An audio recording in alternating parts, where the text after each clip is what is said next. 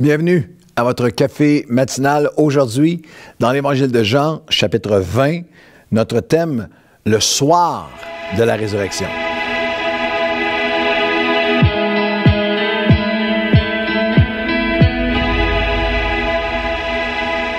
Bon matin à tous, où que vous soyez, partout au Québec et en Europe francophone, Afrique francophone, nos amis d'Haïti et partout en francophonie qui suivez ces cafés matinaux. Aujourd'hui, Jean chapitre 20, vous savez, nous avons souvent entendu des messages sur le matin de la résurrection. Le dimanche de Pâques, le matin de la résurrection, les femmes sont allées au tombeau, les disciples ne cherchaient pas parmi les morts celui qui est vivant, mais nous allons regarder aujourd'hui dans Jean chapitre 20, c'était le soir de la résurrection. C'était le dimanche soir. Et dans Jean chapitre 20, dans Jean 20, nous découvrons et on nous dévoile ensemble comment le soir de la résurrection est porteur de 3 rappels puissants. Vous avez déjà entendu le message sur le matin de la résurrection. Là, c'est sur le soir de la résurrection. 3 rappels puissants. Dans Jean chapitre 20, au verset 19, le soir de ce jour, qui était le premier de la semaine, c'est le dimanche, le soir de la résurrection, les portes du lieu où se trouvaient les disciples étant fermées à cause de la crainte qu'ils avaient des Juifs, Jésus vint, se présenta au milieu d'eux et leur dit, « La paix soit avec vous. » Dans Jean chapitre 20, Jésus nous donne un message en 3 points. La paix soit avec vous. La paix soit avec vous et la paix soit avec vous. La paix soit avec vous, verset 19, la paix soit avec vous, verset 21, et la paix soit avec vous au verset 26. Et alors qu'on vient de lire le verset 19, il y a toute cette notion qu'ils sont derrière les portes. On vient de lire les portes du lieu où se trouvaient les disciples étaient fermées. Et je veux que tu commences Jean chapitre 20 avec ce rappel tellement important que Jésus peut encore entrer dans ta situation, même quand toutes les portes semblent fermées pour toi. Des portes dans ta carrière, des portes d'une relation, les portes pour un ministère, les portes pour tes études, des portes relationnelles, des portes financières, quelles que soient des portes de guérison qui semblent fermées, des portes de réconciliation qui semblent fermées, quelles que soient les portes fermées, le Christ ressuscité n'est jamais arrêté par ce qui nous apparaît comme des portes fermées et verrouillées à clé. La porte des cœurs qui semble les plus fermées, il est celui encore qui entre. Quelques versets sur cette notion dans Apocalypse, c'est cette promesse. Dans Apocalypse chapitre 3, versets 7 et 8, « Écrit à l'ange de l'église de Philadelphie, voici ce que dit le Saint, le véritable, celui qui a la clé de David, celui qui ouvre et personne ne fermera, celui qui ferme et personne n'ouvrira. Je connais tes œuvres, mais voici parce que tu te sens tellement impuissant et que tu as gardé ma parole, tu n'as pas renié mon nom, j'ai mis devant toi une porte ouverte qu'aucun homme ne peut fermer. » Et cette promesse, elle est pour toi et pour moi dans ces saisons, dans ces situations où on se sent impuissant. Et moi, plus de 40, ce printemps, c'est 40 ans de ministère à temps plein. Ça fait 4 décennies que je suis dans le ministère, que je suis dans le pastorat, que je prêche l'Évangile. Et j'ai 1000 témoignages de situations, de portes qui semblaient fermées, où je me sentais avec tellement peu de puissance, tellement impuissant face à ce qui prenait place. Mais il dit, si tu gardes ma parole et tu ne renies pas mon nom, moi je mets devant toi une porte ouverte qu'aucun homme ne peut fermer. Reçois cette promesse-là pour toi, pour ta situation aujourd'hui. Et une porte ouverte parfois même pour te montrer. Une porte ouverte de réconfort, mais pour nous rassurer. Mais il y a une porte ouverte aussi pour nous révéler ce qui vient. Dans Apocalypse 4, 1, il dit, après cela, j'ai regardé, voici une porte était ouverte dans le ciel. La première voix que j'avais entendue comme le son d'une trompette et qui me parlait dit, monte ici et je te ferai voir ce qui va arriver par la suite. Lorsqu'on va en prière, dans la présence de Dieu, il y a une porte qui peut s'ouvrir de révélation sur ce qui s'en vient. Le ciel s'ouvre encore avec une porte pour nous donner une révélation sur ce qui vient devant nous. Et dans Apocalypse 3, 19 à 21, il nous rappelle le côté extrêmement personnel de Jésus qui se tient à la porte et je frappe. Aie donc du zèle, repens-toi. Je corrige tous ceux que j'aime, mais je me tiens à la porte et je frappe. Si quelqu'un entend ma voix et ouvre la porte, j'entrerai chez lui, je souperai avec lui et lui avec moi. Et très souvent, ce verset a été attribué à des gens qui ne connaissent pas le Seigneur. Il frappe à la porte de ton cœur et c'est vrai. Mais ce verset, dans son intentionnalité originale, et c'est Jésus qui parle aux 7 églises, et littéralement, c'est Christ qui parle à son église. Il parle à des chrétiens, il dit, je me tiens à la porte, est-ce que tu vas me laisser entrer?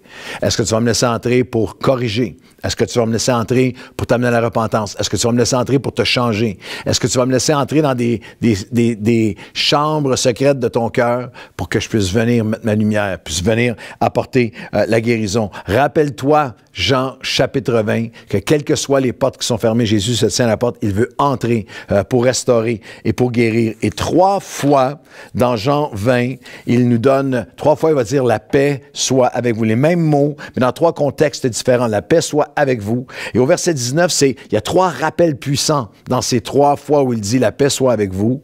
Le rappel de son plan et de la passion qui doit être plus grande et profonde que nos craintes, que nos frayeurs. La première fois où il a dit la paix soit avec vous, alors qu'il entre dans le lieu où ils étaient verrouillés, les portes étaient fermées et on nous dit pourquoi. C'est parce qu'ils avaient peur. Le verset 19, le premier jour, on levait ensemble, les portes étaient fermées parce que les disciples se trouvaient étant fermés à cause de la crainte qu'ils avaient des Juifs. Christ a été crucifié, ressuscité. Ils sont enfermés dans une crainte. Ils sont terrorisés. Il y a une frayeur. Mais le message du soir de la résurrection, c'est un rappel que le plan de Dieu et la passion de Dieu que nous ayons faire connaître son nom doit être plus grand que nos frayeurs. Les portes de plusieurs églises, d'une certaine façon, même si elles sont ouvertes le dimanche, sont fermées par la peur du dehors. Par un christianisme qui est recroquevillé sur soi-même, qui est tourné vers soi-même, qui regarde des gens à l'extérieur comme étant presque des ennemis, qui se cachent et qui deviennent de plus en plus isolés entre nous. Une espèce de doctrine qui émerge de ça, qui est de dire des 2 côtés du spectrum théologique. Dans un certain côté évangélique, il y a la notion à amener à un extrême que de toute façon, à cause de la souveraineté de Dieu, à cause de la prédestination de Dieu pour chaque être humain, à cause de son salut limité à ceux qui sont prédestinés à... On n'a rien à faire, on reste entre nous et ceux qui auront été convertis vont l'être. Et de l'autre côté, dans certains cercles charismatiques, il y a la pensée qu'on reste entre nous et un jour, le Saint-Esprit, le réveil va se faire tout seul, le réveil va venir. Dans les 2 cas, je crois que nous avons besoin de revenir que lorsqu'il dit la paix soit avec vous, n'ayez pas peur et pas la frayeur. Il dit aussi, je continue à lire, quand il lui dit cela, il leur montra ses mains à son côté. Les disciples, le voyant, furent dans la joie et Jésus leur dit de nouveau, la paix soit avec vous, comme le Père m'a envoyé, aussi je vous envoie. Que nous sommes le plan de Dieu, la passion de le faire connaître à travers nous doit être plus grande que la paix que nous avons, qui va marcher avec nous, qui va nous utiliser, qui va ouvrir les portes devant nous qu'aucun homme ne peut fermer, doit être plus grande que nos frayeurs. Dans Matthieu 5, verset 13 à 16, « Vous êtes le sel de la terre. » L'Église appelée à donner soif de Dieu à ce monde. Mais si le sel perd sa saveur, à quoi la lui rendra-t-on? Il ne sert plus qu'à être jeté dehors et foulé aux pieds. Vous êtes la lumière du monde. Une ville située sur une montagne ne peut pas être cachée.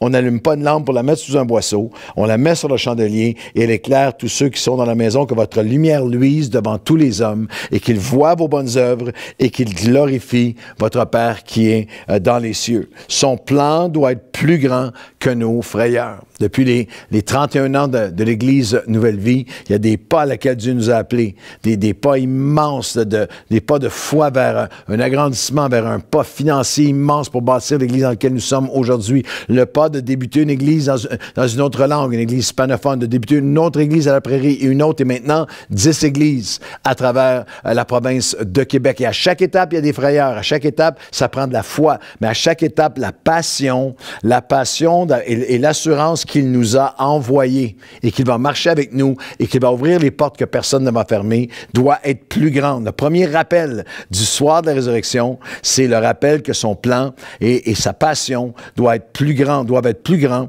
et plus profonds que nos frayeurs. Le deuxième rappel du soir de la résurrection, c'est le rappel de sa puissance qui est plus grande que nos faiblesses. La paix, nous lisons au verset 21, au verset 20, il dit que la paix soit avec, verset 21, que la paix, il le dit de nouveau, la paix soit avec vous. Et au verset 22, après ces paroles, il souffla sur eux et leur dit, recevez le Saint-Esprit. C'est la seule façon que la paix de Dieu peut habiter dans nos cœurs. Il veut te le dire à nouveau. Le Seigneur qui te voit si inquiet, si agité, si tourmenté pour ton avenir, il y a eu un échec dans une relation, il y a eu une déception, il y a avec tes enfants, tes petits-enfants, avec dans ta carrière, ton futur, il y a des choses qui viennent agripper ton cœur. La seule façon que tu peux recevoir la paix de Dieu, c'est par le souffle de son esprit sur toi. Il leur dit, la paix soit avec vous, et à nouveau, il leur dit, la paix soit avec vous. Il souffla sur eux et leur dit, recevez à nouveau mon esprit. Reçois le pneuma, le souffle de Dieu, le rouach dans l'Ancien Testament, le souffle de Dieu. Et juste que vous laissiez ces paroles de Jésus à propos du Saint-Esprit venir recalmer, restaurer, apaiser votre cœur. Jean chapitre 14, versets 16 à 18. « Et moi, je prierai le Père, il vous donnera un autre consolateur, un paraclétos, qui veut dire celui qui va être debout à côté de toi, pour t'appuyer, te consoler, te fortifier, afin qu'il demeure éternellement avec vous, l'Esprit de vérité, que le monde ne peut recevoir, parce qu'il ne le voit pas, ne le connaît pas, mais vous le connaissez. Et il demeure avec vous, il sera en vous. Je ne vous laisserai pas orphelins. » Et dans l'Épître aux Romains, il dira même, Romains chapitre 8, versets 11 et 26-27, « Si l'Esprit de celui qui a ressuscité Jésus entre les morts demeure en vous, il vous redonnera la vie. Et de même, l'Esprit nous aide dans notre faiblesse, car lorsque nous ne savons comment prier, il vient intercéder à travers nous par des soupirs inexprimables. » Le soir de la résurrection nous rappelle que sa puissance est plus grande que nos faiblesses. Laisse-le te remplir, même au quotidien. Tu es le temple du Saint-Esprit, tu es né de nouveau, mais tu peux lui dire, Saint-Esprit, aujourd'hui, j'ai besoin de toi. Tu es plus grand. Je veux recevoir ta paix qui est plus grande, qui va m'amener, je veux marcher dans cette paix, où je marche avec cette puissance qui est plus grande que mes faiblesses. Lorsque nous ne savons comment prier, il vient à notre aide dans notre faiblesse. Le rappel que le fruit de son esprit, c'est la paix. Le fruit de son esprit, c'est la paix. Et quel que soit, toutes ces décennies à marcher avec Dieu, dans les pires saisons de tourment, je l'ai expérimenté, je l'expérimente encore. Tu peux marcher dans une paix qui semble incompréhensible aux gens autour de nous, qui semble incompréhensible. Même à toi-même, parfois, il y a eu des saisons de nos vies, mon épouse et moi, de telles épreuves, et pourtant portées par un courage, portées par une paix. Il souffle sur nous et il dit que la paix soit avec vous. Le soir de la résurrection nous rappelle 3 rappels essentiels. Que son plan et sa passion doivent être plus grands et plus profondes que nos frayeurs. Il nous rappelle que sa puissance doit être plus grande que nos faiblesses. Et je termine cette dernière pensée. Le soir de la résurrection nous rappelle le rappel de sa patience et de son pardon. Là, je vais lire une portion du texte dans Jean chapitre 20. C'est le soir de la résurrection, mais Thomas, appelé Didyme, l'un des 12, n'était pas avec eux lorsqu'il vint. Le premier soir de la résurrection, Thomas n'était pas là. Les autres disciples lui dirent donc, « Nous avons vu le Seigneur. » Mais il leur dit, « Si je ne vois pas dans ses mains la marque des clous, si je ne mets pas mon doigt dans la marque des clous, si je ne mets pas ma main dans son côté, je ne croirai pas. » 8 jours après, les disciples de Jésus étaient de nouveau dans la maison et Thomas se trouvait avec eux et Jésus vint, les portes étaient fermées et il se présenta au milieu d'eux et dit pour sa 3e fois, La paix soit avec vous. Il dit à Thomas, avance ici ton doigt et regarde mes mains. Avance aussi ta main et mets-la dans mon côté. Ne sois pas incrédule, mais crois. Et Thomas lui répondit, mon Seigneur et mon Dieu. Il y a quelque chose de tellement touchant, de tellement encourageant. Le rappel de sa patience et de son pardon qui est plus grand que nos fautes, plus grand que notre incrédulité. Jésus est revenu 8 jours plus tard pour un troisième, la paix soit avec vous, pour un seul disciple. Et toujours, si tu lui ouvres ton cœur, il va revenir pour toi. Il revient pour nous, encore une fois. Lorsque nous avons été incrédules, lorsque nous avons douté, lorsque nous avons dit des choses, Thomas a dit des choses d'une incrédulité hallucinante. Mais Jésus revient pour lui. 8 jours plus tard, le ressuscité revient pour lui, pour un seul. Tous les autres avaient vu, tous les autres avaient cru, mais il revient pour Thomas et il revient pour nous. Lorsque nous avons tout bousillé, lorsque nous avons failli, lorsque nous avons subi un échec, ou que nous avons été un échec nous-mêmes, lorsque nous avons été incrédules, à nous amenant même à parler d'une façon qui est contraire et qui est tellement à l'opposé de qui Dieu est, il ne t'abandonne jamais. Il ne te laisse jamais. Il revient encore 8 jours plus tard. Il revient encore pour toi. Il revient encore pour moi, pour souffler de son esprit sur nous. Il revient encore pour ouvrir les portes qui étaient fermées. Il revient encore pour te rappeler, comme s'il te disait, tiens, avance ta main, avance ton doigt, rappelle-toi que je suis mort pour toi. Rappelle-toi que j'ai les clous dans mes mains et dans mes pieds. Rappelle-toi que je suis mort et ressuscité pour toi. Alors, j'avais à cœur de prier pour toi à la fin de ce café matinal aujourd'hui. Et Seigneur, je te prie pour chaque personne qui va visionner ce café matinal, qu'il puisse, au milieu de toutes les autres voix qui troublent, qui tourbillonnent, qui font peur, qui inquiètent, qui accusent, qui condamnent, qui culpabilisent, qu'on puisse entendre comme jamais ta voix qui nous dit « La paix soit avec vous ». Et qu'on puisse se rappeler, Seigneur, que le rappel que ton plan et ta passion doivent être plus grandes que nos frayeurs.